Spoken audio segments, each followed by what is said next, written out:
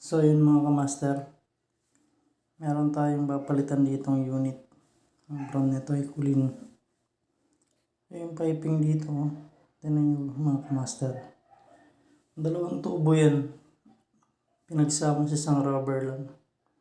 Problema pala niya, naglilik. Laging tumutulo kasi yung drain niya sobrang taas, nasa loob pa ng kisame. Pati yung fittings nasa loob ng kisame. So just mga installer natin, iwasan nyo naman yung magkabit ng aircon na nasa loob ng kisame yung fittings, dahil pag nagkakaproblema yun, naka-right piping siya. So yung mga kamaster, hindi ako maglilinis dyan bali mag-i-install ako ng aircon yan, nabaklas ko na yan. And then yan, kaya nagyan ko ng trapal para pag nagbutas ako dito sa kaliwa, nakasahod yung dumi. Sinetap ko na rin yung mga ibang trapal yan dahil maraming gamit para hindi na rin malikabukan. Kasi bubutasin ko na yan.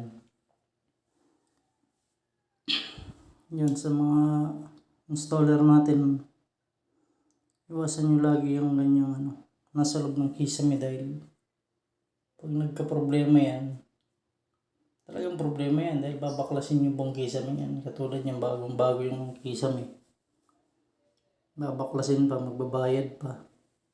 Kawawa naman si customer dahil lang sa installation na pwede namang i-left piping, hindi pa ginawa.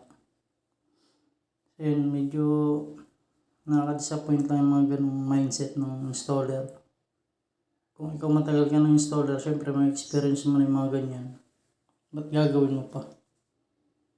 So yung video talagang nakakadismay. Tas yun yung rubber insulation, sino na lang na tig-isang rubber nilagay at pinag-isa pa. Tapos yung drain, ang ginawa dyan sa drain, garden hose yung ginamit, kaya pagsama dun sa piping, nabali siya sa loob. Kaya kahit kadilinis lang, tumutulo na.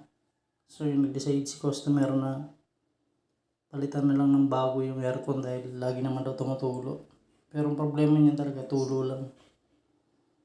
Nagpalit na lang kami ng brand new. Bumili sa akin si customer ng brand new. So syempre bubutasin ko na ito sa kaliwa para pag binalik yung kisame nila, wala na magiging problema. Kaya mataas naman yung kisame niyan. Ako sa installer, bakit kinabit ng nakaganyan pakanan.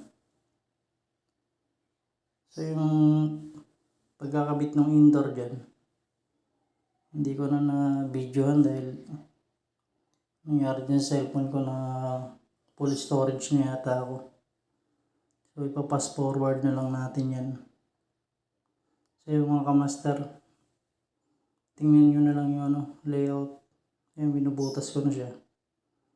Ngayon sa mga kamaster natin, magdala kayo lagi ng ganyan, trapal.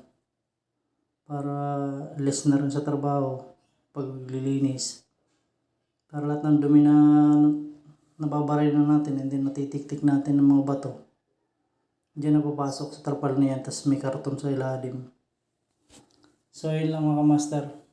Sana may matutunan kayo dito sa ginawa ko kahit papano.